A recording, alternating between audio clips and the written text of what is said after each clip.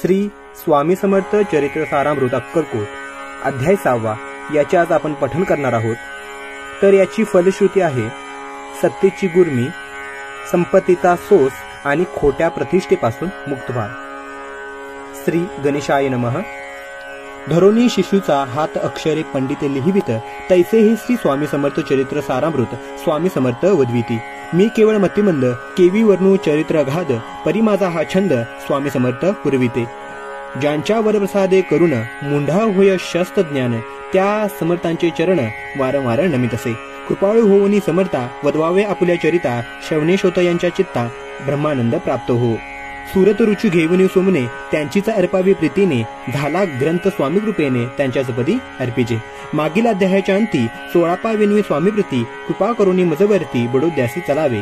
भाषण ऐसे ऐकुनी समर्थ बोलती हसोनी, मल्हार रावांची आमनी आम्हा विषयी भाव नसे।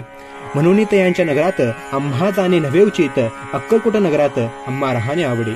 ऐसे ऐकुया वाणी 16 खिन्न झाला म्हणे, त्याने सत्वर येऊनी तात्यांप्रती सांगितले। ऐसा यत्न व्यर्थ गेला, तात्या म्हणे चिंतावला, आपण आलो ज्या कार्याला तेन जाय सिद्धीसी।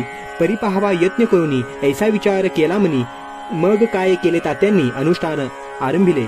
ऐसे नाना उपाय केले, परी ते सर्व व्यर्थ गेले, कार्य सिद्धीस न गेले। खिन्न झाले मुख त्यांचे, भक्ती नाही अंतरी, दांभिक साधनांते करी। तयांते स्वामी नरहरी प्रसन्न कैसे होतील, तयांनी माजविली ढोंगे, आणि केले नाना सोंगे, भक्ती विन हट योंगे स्वामी कृपा न होय। मग तात्यांनी काय केले, सप्ताहासी ब्राह्मण बैसविले, गुरुचरित्र आरंभिले, व्हावे अशी स्वामी कृपा। परी तयांच्या वाड्यात कधी न गेले समर्थ, तात्या झाला व्यग्र चित्त, काही उपाय सुचेना।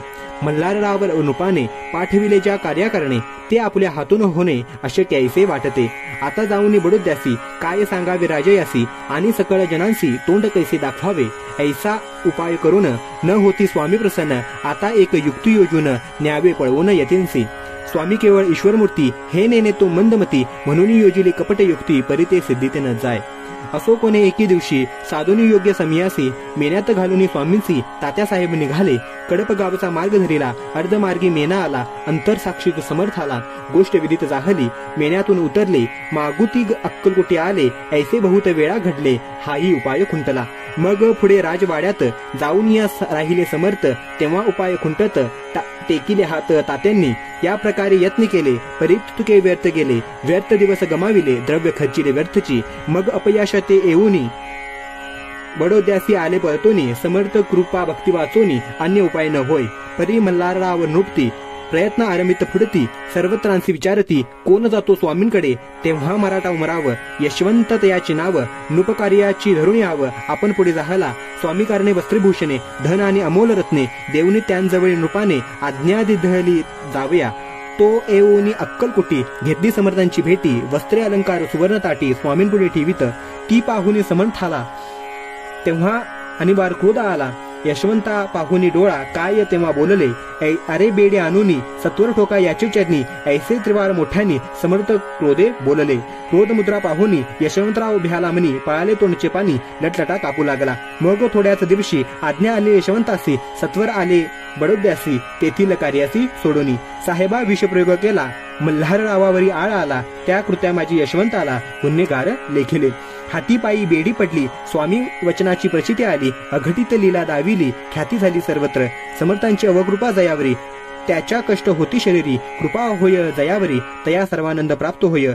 महासमर्था भक्तपालका, अनादि सिद्धा जगन्नायका, निषिदिन शंकर सका, विष्णूची यामनी वसे।